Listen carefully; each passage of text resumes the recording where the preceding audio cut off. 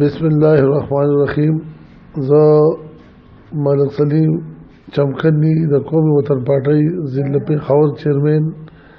زه ټول عوامو ته دا خواست کوم چې کوم دا کورونا وایرس راغلی دی د دې باره کې چې یو خو چې کوم ځای کې زیات اجتماعي هغې نه ځان وساتئ، ځکه چې دا ډېره زر خورېږي.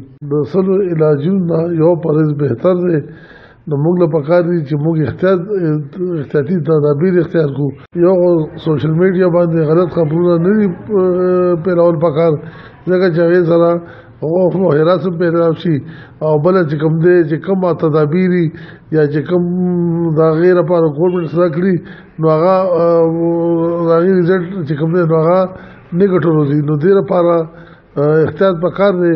تاسو خدای پاک د دې وبای امراض نه بچو ساتي او موږ له خدای پاک غیبي دعاو کې ځکه چې الله تعالی کن فیکون دی، الله تعالی ډېر لوی بادشاه دی.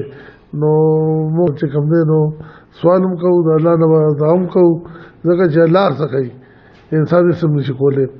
نو الله ته رجوع کول پکار دي. دا زموږ عملونه دي. موږ له پکار دي چې موږ د الله سره تعلق جوړ کړو او د الله حکم د رسول الله صلی الله علیه وسلم طریقې او په قرآن باندې عمل کولو توفیق دی الله موږ له راکړي.